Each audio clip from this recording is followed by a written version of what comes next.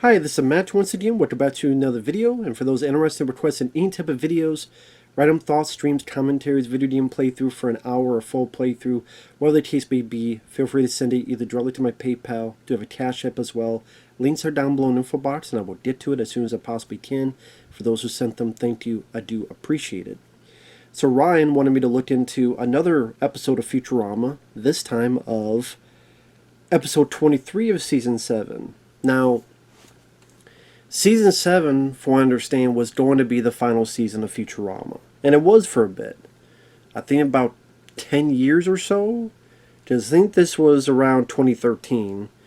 2023, I think they came out with a revival. So this was like wrapping it up. Because the other episode he wanted me to review was at the time, the final episode. So this was like a couple of episodes before that one. This one called Game of Tones. And this one, I thought was okay. To repeat myself, I did not grow with Futurama like other people did. I did see it when it debuted back in the day, because being more into The Simpsons at that point, watched it on Fox. I'm like, okay, let's see what this is. And it's in the future. And I got a couple episodes in and I lost interest. I can't tell you exactly why I did. I just did. And, because of Ryan and his request, I've seen a couple more episodes, and there's a chunk of them I've liked. So, not too bad at all. I wouldn't say it's a favorite show of mine. I would put The Simpsons, South Park,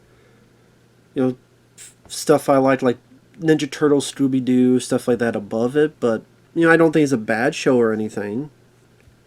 And this episode, I thought, there were some fun bits in it, some nice emotional moments in it, which sometimes that's the nice blend of the two.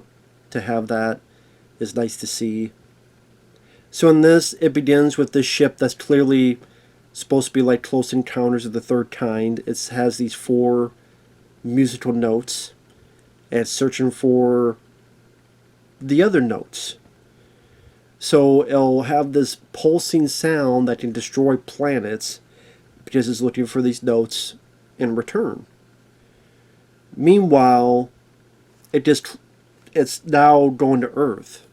The crew realize something's going on, and Fry goes, wait a minute, those notes seem familiar. As they get closer and closer, they realize, oh my god, in 2 weeks it's going to be here by Earth. It could destroy the whole Earth. And then the professor figures out what it wants and what it's trying to look for. Has a device, looks into Fry's brain, because he says he remembers that, and he goes, so this memory's from 1999. Again, how he knows all that, it just sci-fi goobly-gook. Just did not make sense. So then it tries to be a bit like Inception, where it has to go in his dream, only he goes back to his dream in 1999, how things were. Go back to his memory, I should say, where apparently he sees his old breakdancing crew, because apparently he had a breakdancing crew, and he goes to the place to try to find how he recognizes this music. Some funny bits, like he wants to go to this strip club that he never went into. When he opens it, it's a white void. I like what he says, man, I wanted some lap dance nachos. Don't we all?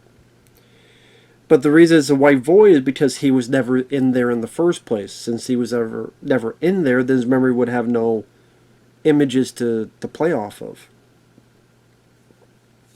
From time to time, the other people get into the dream to go, hey, move it along, you gotta hurry up. But Fry wants to spend time with his family because he misses his family, especially his mom, and hasn't seen or talked to them in forever since he went to the future.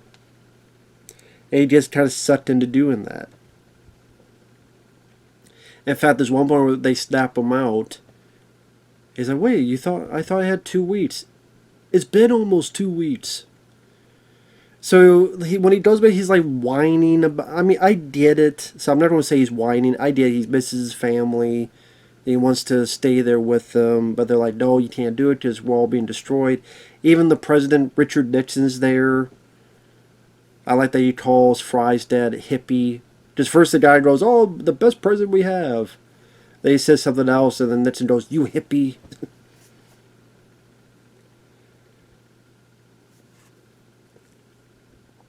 Eventually you find out that I guess this character was in another episode. Some character named Nibbler. Some creature that looks like he's wearing a diaper and he's like an alien. I had to look it up. Apparently he's a creature that he's the reason why Fry went to the future, because Nibbler knew this guy would save the universe, so he had to put him in the cryo freeze and send him to the future. And I'm like, okay, well, couldn't you find a way to just send him back through time? Well, whatever. Anyway, there's another creature like Nibbler, and he had a company car that he lost, so he's trying to find it. So they have to leave his family, the Fry, the lead guy's family. They go to the place where he got cryogenically frozen. He finds out what the noise is. And, like Close Encounters, has to answer it. Makes all this, we'll do it already. Everything's being destroyed. And he just plays 2 notes. And then everything's fine. Those 2 notes is pretty much what the other, not Nibbler, but the other alien kind of did to unlock his car. Yeah, but.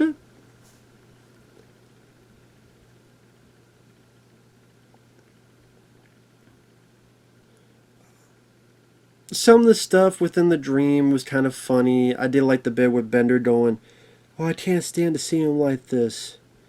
I guess I'll push him off the roof. So, I mean, there's fun, dark humor like that.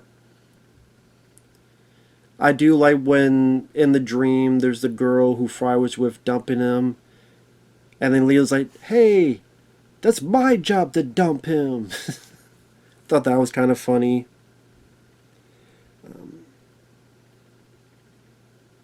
It's always sad to see that dog when he's, even if it's in the dream, because that dog has a bad ending no matter what. Because I always remember the ending where the dog kept waiting for him and waiting for him and waiting for him, and then died waiting for him.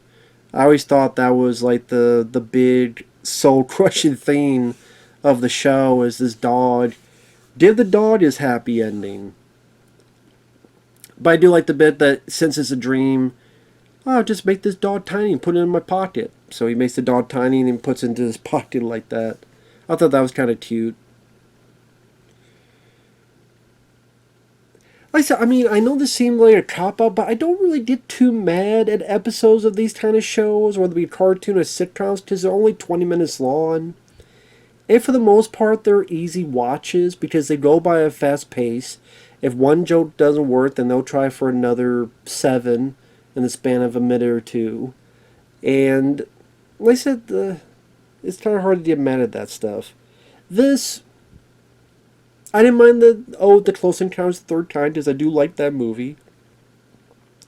I was a bit confused on the Nibbler creature. I had to look him up because I didn't follow this show like other people did. I thought the ending was rather nice, and I thought that kind of really had a nice wrap up to it, which is he's in another dream, but then in the dream he sees something on the TV, and he's like, wait a minute, there's no way I would see this because this is after I was in the cryo sleep. And then the creature goes, oh, we're not in your dream, we're in your mom's dream. And then finally he's able to hug her and tell... He doesn't tell her what he wants to tell her. I guess that'll be later. He just smiles and hugs her. But then we see the mom in 1999, and she kind of wakes up a bit, looks at a picture of her son, goes back to sleep, smiles. I guess the idea is that he's telling her everything. And she says about how she's dreamed of him ever since he disappeared. So I thought that was rather nice. I thought that was rather nice, rather sweet. So that means his mom is going to get some kind of closure. Fry is able to say something to his mom. And again, maybe at this point they kind of had a thought that this would be the last season.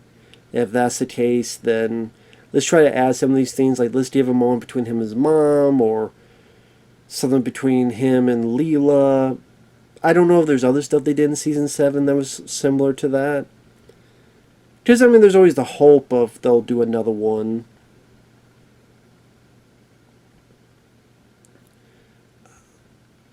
And again, eventually they did, a decade later. But, I think the ending kind of helped make things a bit sweeter than usual. I wouldn't say it was the funniest thing in the first half. It was kind of there. Fry, I don't know what it is with Fry. He's alright as a lead character, but he's never a lead character I love. I don't know what it is about him. I mean, compared to Homer Simpson, especially the early days, like, I find him a lot funnier. Or other characters, just Fry, just something about him, just kind of, he's there. Maybe because sometimes, like, the way... Like I said, I don't know. I don't know why. I'd just be going around in circles. But something about Fry just kind of, Just something about his lead character, like, I don't find him the most... I don't mind him. But I wouldn't say I love the character either. I didn't. If you ask me why, I don't know. It's just, I don't know. I don't know. So maybe that's a thing to it. It's kind of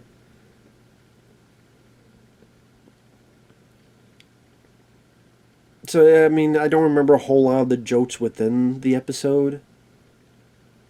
So I would say, like, of the two he sent in, episode 26, meanwhile, I probably liked more than this, but this was okay. And I think the ending, made it at least somewhat sweet, and, I was like, oh, that's nice. That kind of feeling, if that makes sense. So with that said, thanks for watching, take care, and we'll see you in the next video. Bye-bye for now.